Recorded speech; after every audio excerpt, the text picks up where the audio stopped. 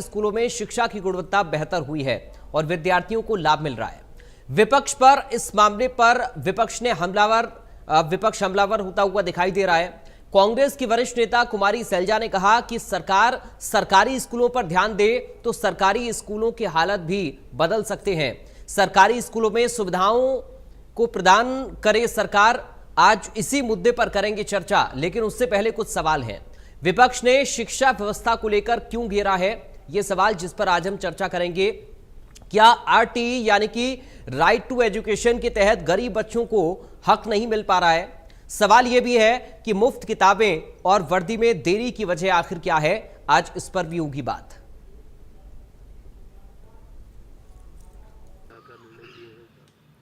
आज शिक्षा विभाग की एक बैठक हमने ली है, उसमें मैं 3-4 चीज़ों पर हमारा जिक्र हुआ है और शिक्षा विभाग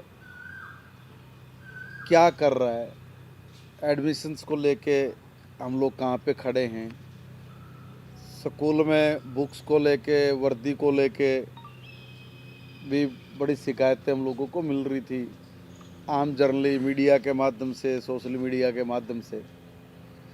तो सारे पे मैंने आज एक रिव्यू मीटिंग ली।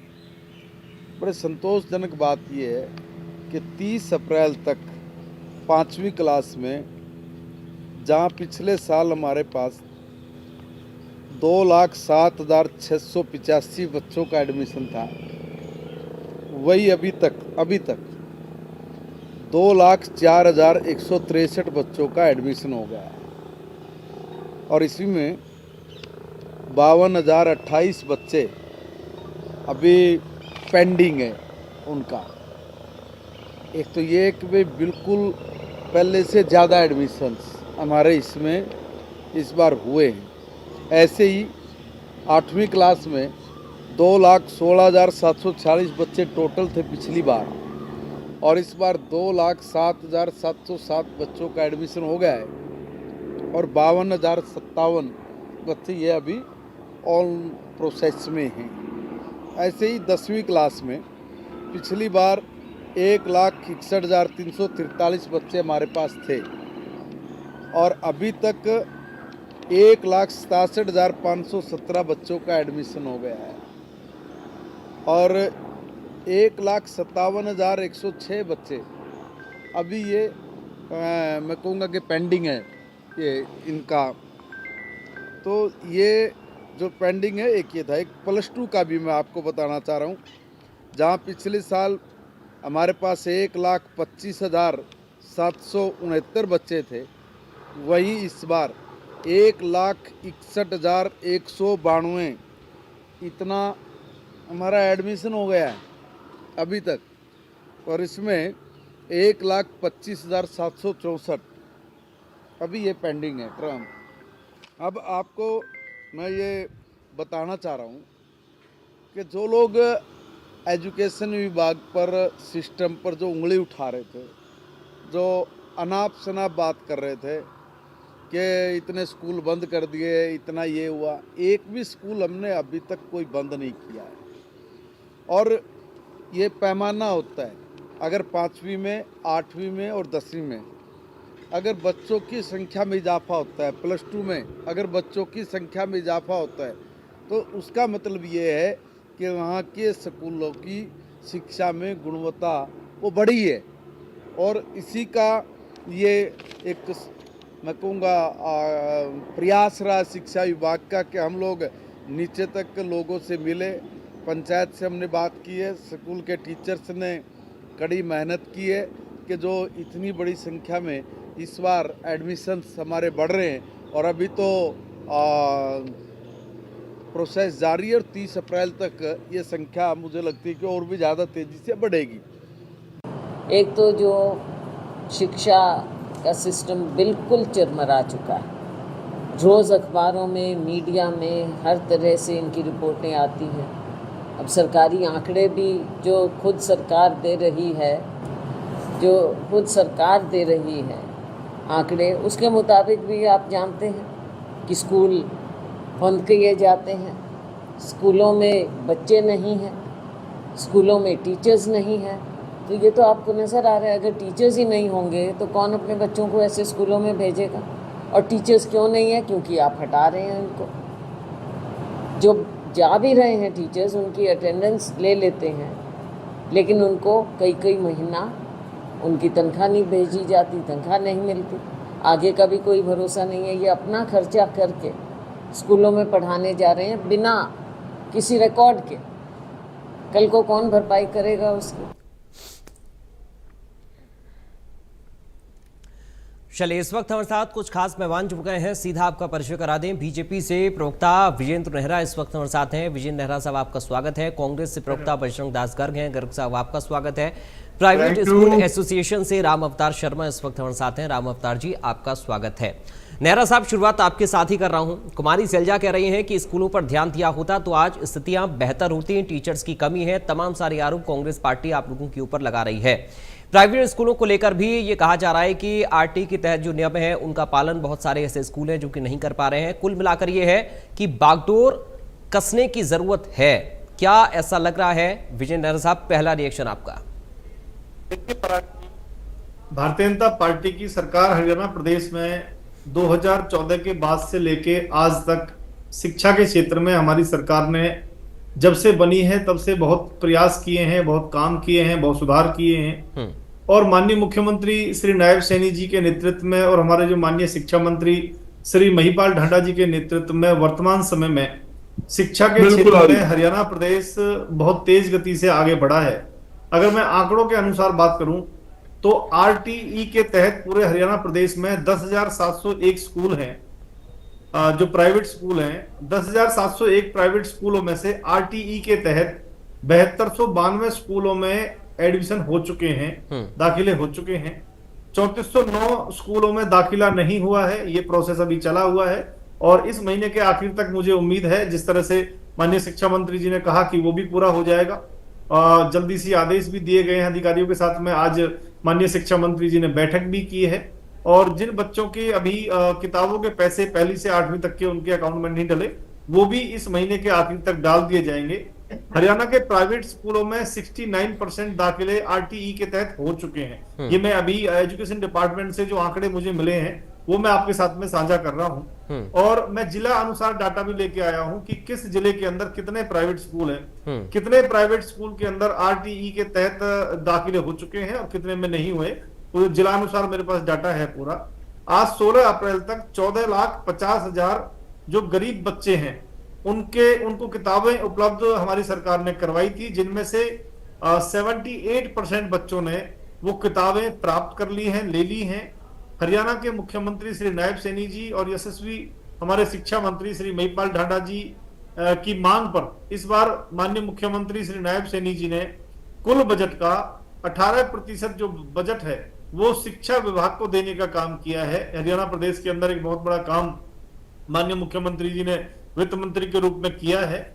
और जिस तरह से NIPUN जो एक प्रोग्राम चला हुआ है हरियाणा सरकार का, पूरे विश्व में हरियाणा सरकार की चमक है। अभी श्रीलंका की 18 लोगों की जो एक हाल ही में टीम आई थी वो हरियाणा प्रदेश का दौरा करके गई है। ये सारी चीजें और इसके साथ साथ हरियाणा प्रदेश के अंदर जिस तरह से शिक्षा के क्षेत्र में पूरे आंकड़े लेकर के मैं आया हूं, वर्तमान समय की अगर मैं बात करूं, कुल स्वीकृत पद 1,15,000 हरियाणा प्रदेश के अंदर शिक्षकों के हैं। उसकी एवज में 1 लाख से अधिक शिक्षक इस समय जिनकी नियुक्ति है वो अपना काम कर रहे हैं। HKRN के माध्यम से भी हमने नियुक्ति की है, लगभग 7,110 शिक्षकों की नियुक्ति की है। और अतिथि जो शिक्षक हैं वो 11,916 अतिथि शिक्षक पूरा हरियाणा प्रदेश में हैं। तो मैं कह सकता हूं कि 2024 में हरियाणा कर्मचारी चयन आयोग के माध्यम से जिस तरह से 1456 जूनियर बेसिक जो ट्रेनिंग JBT के शिक्षकों की जो भर्ती हमने करने का काम किया, 2022 में हरियाणा सरकार ने जो 4100 शिक्षकों की नियुक्ति की, उसमें से 2075 PGT और TGT शिक्षक भी शामिल थे। 2022 में अगर मैं बात करूं पराग जी, मुख्यमंत्री मनोहर लाल खट्टर जी ने घोषणा की थी कि राज्य में 18,000 शिक्षकों की भर्ती हम करेंगे, जिसमें से 11,000 नियमित शिक्षक होंगे और 7,000 हरियाणा कौशल निगम HKRN। 2013 में हरियाणा सरकार ने 19,902 पोस्ट ग्रेजुएट शिक्षकों की PGT की जो भर्ती जो हमने की थी, इसके माध्यम से आप देखिए पूरे हरियाणा प्रदेश के अंदर जब से भारतीय जनता पार्टी की हरियाणा सरकार यहाँ काम कर रही है हरियाणा प्रदेश के अंदर शिक्षा ठीक के है। क्षेत्र में।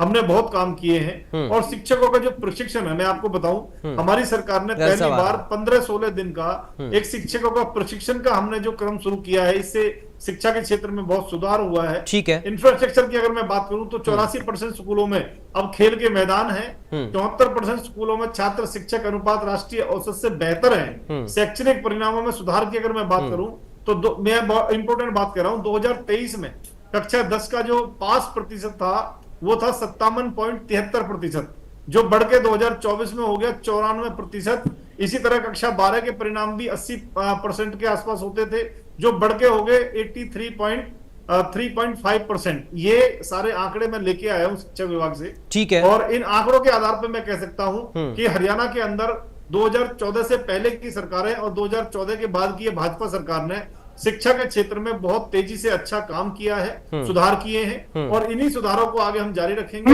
हमारे जो शिक्षा मंत्री हैं, ठीक है, महिपाल ढांडा जी बहुत अच्छा इस विभाग में ठीक है सर, मैं लौटूंगा आपके पास। बजरंग दास जी जवाब देना चाह रहे हैं पहले से ही, लेकिन सवाल बजरंग जी ये है कि जब नेहरा साहब कह रहे हैं कि हमने शिक्षा के साथ में स्किल डेवलपमेंट को लेकर भी काम किए हैं, तो फिर विपक्ष किस आधार पर घेर रहा है? देखिए, विपक्ष का कोई बात नहीं है, ये तो बच्चों का भविष्य का सवाल का मामला है। कोई ना कोई तो बोलेगा ना। हम भी आम नागरिक हैं प्रदेश के, हमारी जिम्मेदारी बनती है बच्चों को अच्छी शिक्षा मिले सरकार की तरफ से। आज सरकारी स्कूल की हालत जाकर देख लो, मूलभूत सुविधा सरकारी स्कूलों में नहीं है। हरियाणा में बड़ी कहावत मशहूर है, हमारे राम अवतार शर्मा जी बैठे, उनसे पूछ लेना, स्कूलों में मास्टर नहीं, हॉस्पिटलों में डॉक्टर नहीं। जो स्कूलों में मास्टर ही नहीं होंगे, स्टाफ ही नहीं होगा, बच्चे कैसे शिक्षा ले पाएंगे? और जहां तक कि स्कूलों के अंदर बच्चों के बैठने के लिए प्राप्त बेंच तक नहीं है। काफी स्कूलों की बिल्डिंग दिखा सकता हूं जर्जर हालत के अंदर है, या तो स्कूल की स्थितियां हैं सरकारी स्कूल की। दूसरा, अगर स्कूल के अंदर अच्छी सुविधा ये दे रहे हैं तो रिजल्ट खराब क्यों? 20% से नीचे रिजल्ट है सरकारी रिजल्ट बता रहा हूं, बहुत खराब रिजल्ट सरकारी स्कूलों का। तो शर्मा जी बता देंगे, प्राइवेट स्कूल का रिजल्ट ऊपर, अव्वल स्थान के ऊपर, मेरिट के 99%, 98%, 97%। आपको ऐसे बच्चे मिलेंगे, यानी कि मैंने ऐसे ऐसे प्राइवेट स्कूल देखे 100% बच्चे मेरिट के ऊपर है। क्यों? अच्छी शिक्षा दे रहे हैं, मूलभूत सुविधा दे रहे हैं, बच्चों को पढ़ा रहे हैं, समझा रहे हैं, अपना समझ के कि हमारे बच्चे हैं, ये तरक्की करेगा तो हमारा स्कूल तरक्की करेगा, हमारा स्कूल तरक्की करा हमारा नाम ऊंचा होगा। एक आदमी अपने स्कूल की तरक्की के लिए, नाम के लिए बच्चों को अच्छी शिक्षा देता है, स्कूल को आगे बढ़ाता है, बच्चों को आगे बढ़ाता है। जब वही बच्चा उस स्कूल से पढ़ लिख कर IPS बनता, IAS बनता है, गोल्ड मेडल लाता है, तो कहता है मैं फलाने स्कूल का स्टूडेंट हूं। तो उस टाइम उस स्कूल के मालिक का, मैनेजमेंट का और उस स्कूल के जो टीचर है उनकी छाती चौड़ी हो जाती है, हमारा बेटा आज गोल्ड मेडल लेकर आया। तो गोल्ड मेडल क्यों नहीं आए? तो गोल्ड मेडल जब ही आए जो प्राइवेट स्कूलों ने अच्छे बच्चों को पढ़ाया। तो एक बात और बताता हूँ, प्राइवेट स्कूलों में दो चीज मैंने खूबी देखी है राज जी, अच्छी शिक्षा के साथ साथ ये लोग अच्छे संस्कार भी बच्चों को देते हैं। तो इसलिए भागदौड़ क्या है, एक बच्चा अच्छा सरकारी स्कूल बढ़िया है, मैं मान गया, तो ये बता दे भाई कौन सा सरकारी अधिकारी का बेटा सरकारी स्कूल में पढ़ता है? ठीक है। सरकार के अंदर कौन सा मंत्री, कौन सा चेयरमैन, कौन से नेता का बेटा सरकारी स्कूल में तक नहीं पढ़ेंगे? ठीक है, उनके बच्चे नहीं पढ़ेंगे, उनके बच्चे शर्मा जी के प्राइवेट स्कूल में पढ़ेंगे, या इनके नीचे कोई प्राइवेट स्कूल जो भी की संस्थाएं हैं जो इनके अंडर पूरे स्टेट में काम करती है उनमें पढ़ाएंगे। क्यों पढ़ाएंगे? क्योंकि अच्छी सुविधा मिलती है, अच्छी शिक्षा मिलती है, बच्चा तरक्की करता है। तो मैं कहना चाहता हूं, मैं इसका विरोध नहीं कर रहा, मैं ये बताना चाहता हूं, सरकार चाहे तो स्कूल की हालत सुधर सकती है। अगर सरकार चाहे, अच्छे बच्चों को रिजल्ट आ सकता है। मूलभूत सुविधा देने की जरूरत है। 50% ज्यादा तो इनके पास टीचर ही नहीं है, कैसे पढ़ाएंगे? काफी स्कूल ऐसे है 50% जो आज भी बच्चे काट के नीचे बैठ नहर साहब आऊंगा।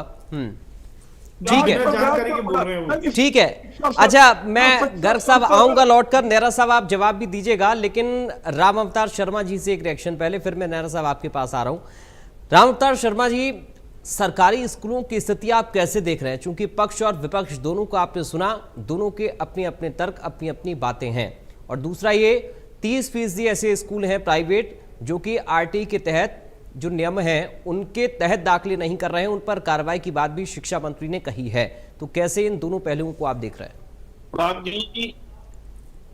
पराग जी, सरकारी तंत्र की जहां तक बात है, सरकार ने बिल्डिंगें बना दी, बिल्डिंगों से शिक्षा का प्रचार प्रसार नहीं होता। हरियाणा प्रदेश में गर्ग साहब की एक बात का मैं बड़ा समर्थन करता हूं।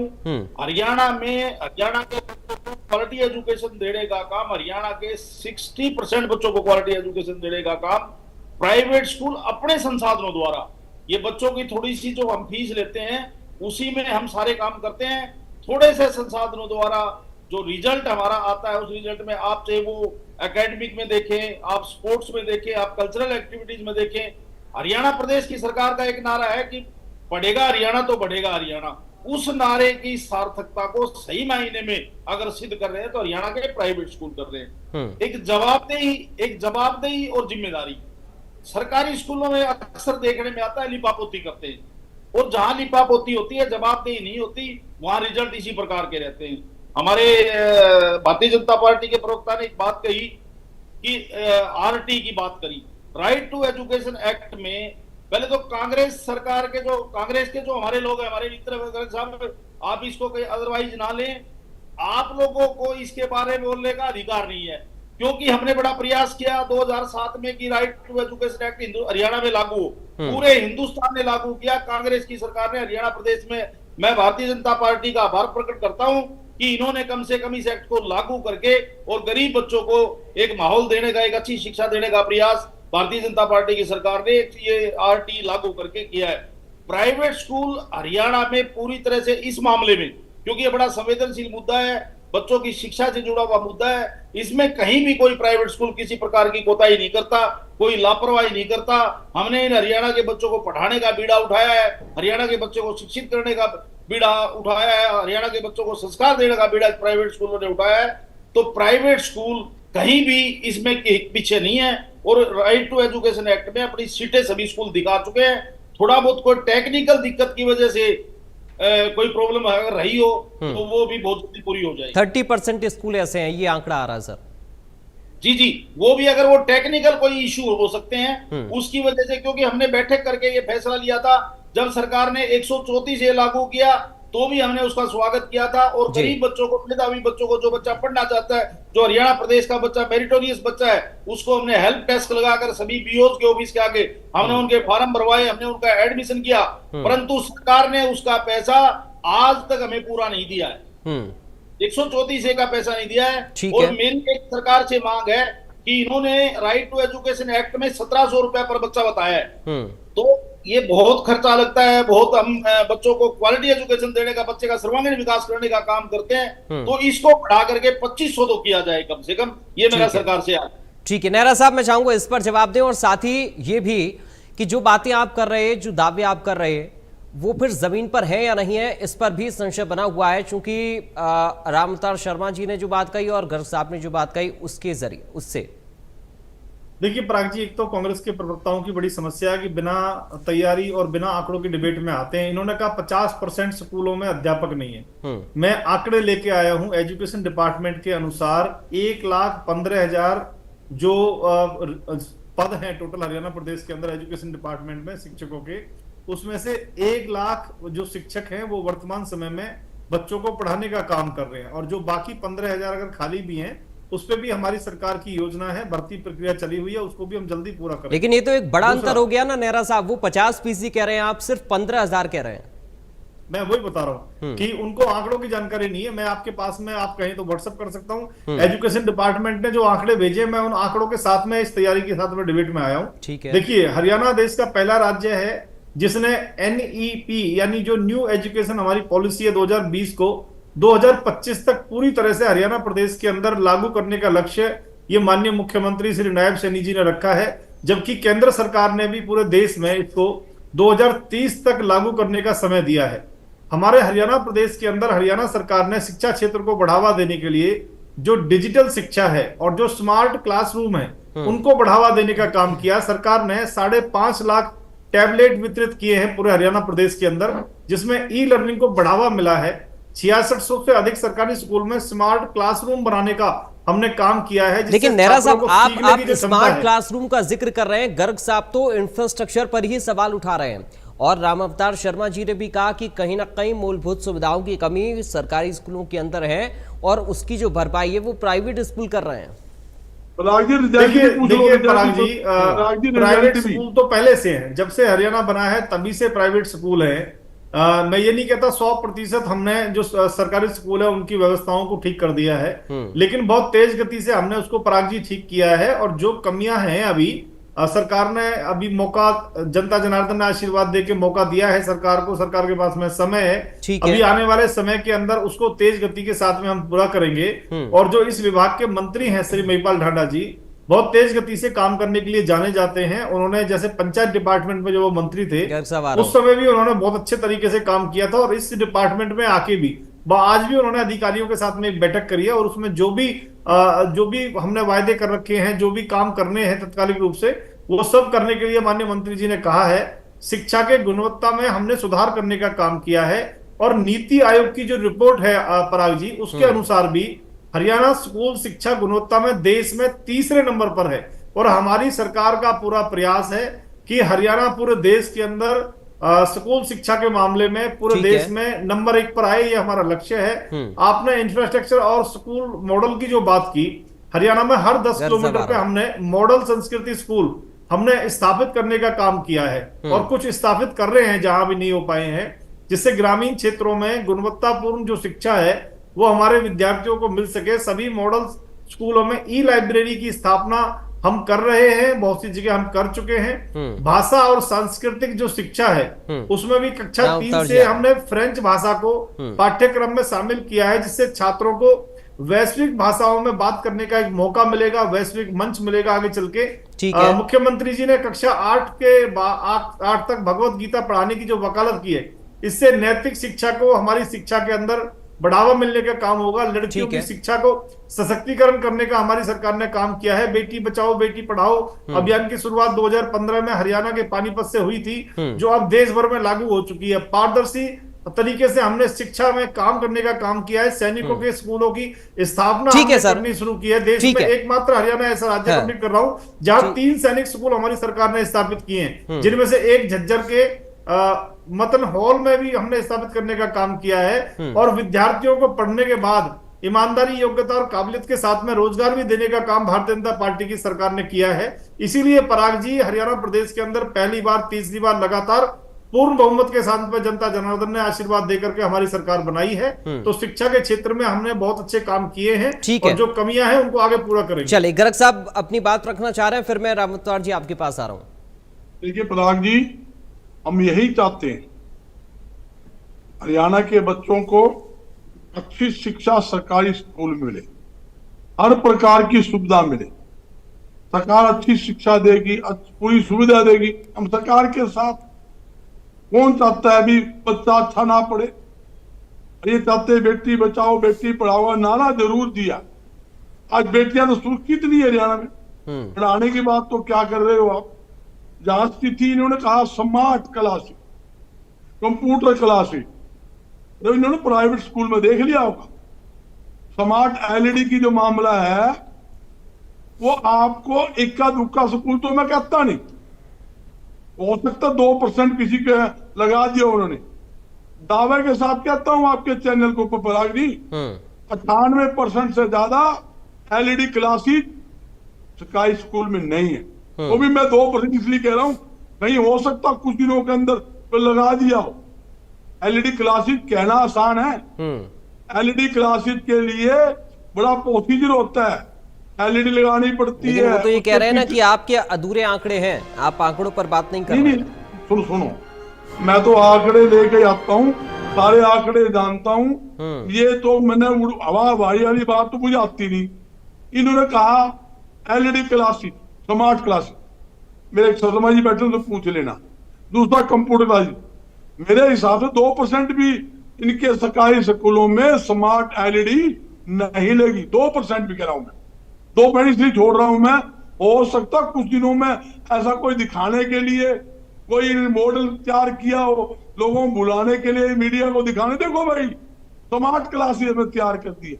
और आपको दावे के साथ कहता हूं, हर प्राइवेट स्कूल के अंदर स्मार्ट क्लासेस, जिसको बोलते हैं एलईडी स्मार्ट, वो लगी हुई है। वो उससे बच्चों को पढ़ाया जाता है। पहले तो होता था वो चलता था दूरबीन के जरिए, नहीं, आजकल एलईडी के अंदर आता है, करो ए बी सब उसके अंदर, सारे फंक्शन उसके अंदर होता है। 1.5 लाख का प्राइवेट में तो सुविधा गर्ग साहब मिलेगी, पैसा भी तो लेते हैं प्राइवेट वाले। लेकिन अब सवाल एक और है मेरा इसमें, अब अगर इतनी सारी कमियां आप लोगों को नजर आती हैं तो कांग्रेस पार्टी फिर ग्राउंड पर उतरे। और शिक्षा का आपने शुरुआत में कहा कि मुद्दा बड़ा अहम है, राजनीति से दूर इसको रखना चाहिए, तो उस पर राजनीति भले ही ना हो, ये अच्छी बात है, मगर कम से कम बच्चों के हकों की बात तो विपक्ष को उठानी पड़ेगी। देखिए, मैं आपको एक नई बात बताता हूं पराग जी, मेरे से ज्यादा आप जानते हैं। हरियाणा न्यूज इंडिया लेवल का चैनल है, आपके रिपोर्टर हर मंडी में, हर शहर के अंदर आपके रिपोर्टर, आप सर्वे करवा लो। कोई शहर का अच्छा परिवार का बच्चा, छत्ती बिरादरी की बात कर रहा हूं, सरकारी स्कूल में अगर ये कहने 5,000 साथ ले ले, बच्चों को दाखिल करा दे, तो भी पेरेंट्स नहीं कराते। उसके स्कूल आगे से पीछे से जाएंगे, आगे से कौन जावे। 20-20 एकड़ जमीनें इन्होंने घेर रखी है।